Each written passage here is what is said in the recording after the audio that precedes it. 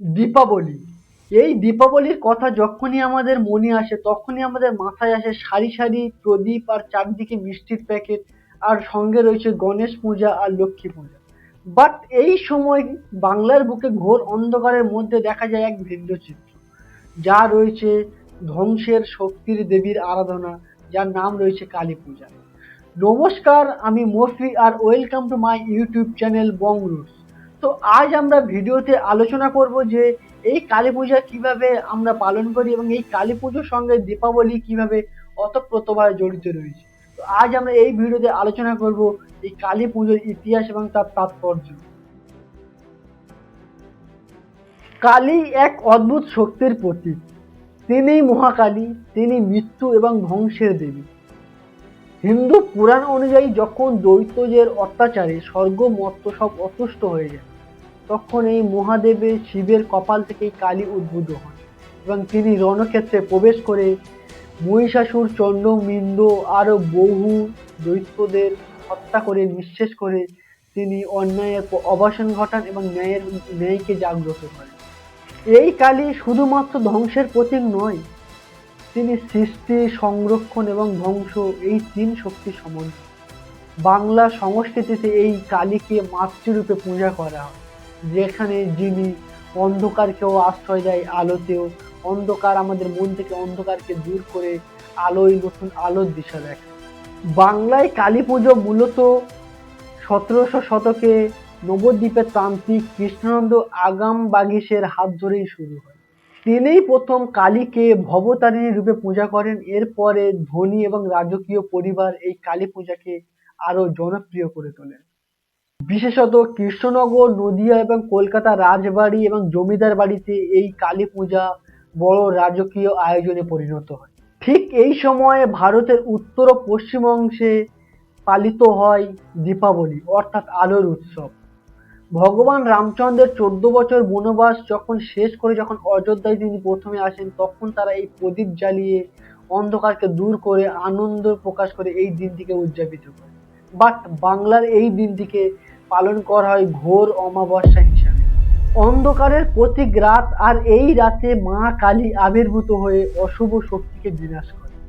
অর্থাৎ উত্তর পশ্চিম ভারতে যেখানে রামের দেশে আগমনের জন্য প্রদীপ জেলে তাকে আহ্বান করা হয় এবং রামের জয় বলে উদযাপন করা হয়, অন্যদিকে অন্ধকারকে দূর করে মা কালীকে আহ্বান জানাতে এই মা কালীকে পূজা করা হয়। খুব ভালো করে কাছে থেকে দেখলে লক্ষ্য করা যায় যে দুই উৎসবের কেন্দ্রবিন্দু কিন্তু একই। একদিকে যেমন অন্ধকার থেকে আলোর দিকে, অন্যদিকে অশুভ থেকে শুভ শক্তির জয় এবং ধ্বংস থেকে সৃষ্টির জয় ঠিক রয়েছে, তেমন অন্ধকার থেকে বিশ্বাসের পথে নতুন করে যাত্রা শুরু। কালী পূজা সাধারণত কার্তিক মাসের অমাবস্যা তিথিতে পালিত হয়, অর্থাৎ এই দিনেই দীপাবলিও পালিত হয়। সারা রাত ধরে চলতে থাকে মন্ত্র, তন্ত্র, যজ্ঞ, আরাধনা।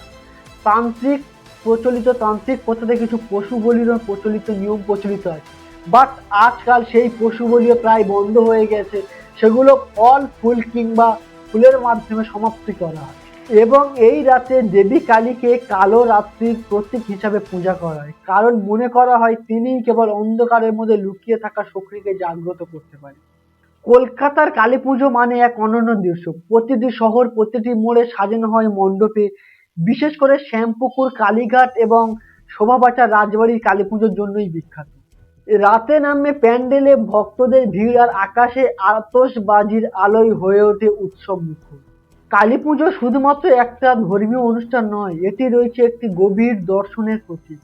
দেবী মা কালী আমাদেরকে শেখান অন্ধকার মানে শুধুমাত্র ভয় নয়, অন্ধকারের মধ্যে লুকিয়ে রয়েছে মহান শক্তি, সৃষ্টি এবং ধ্বংসের শক্তি, যেগুলো আমরাকে অ্যাচিভ করতে পারি।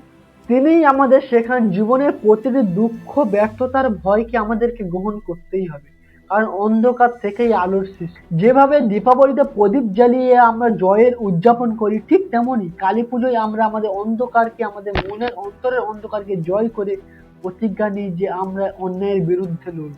আজকের দিনের কালী পুজো শুধুমাত্র একটা ধর্মীয় অনুষ্ঠান নয়, এটি একটি সাংস্কৃতিক ঐতিহ্য।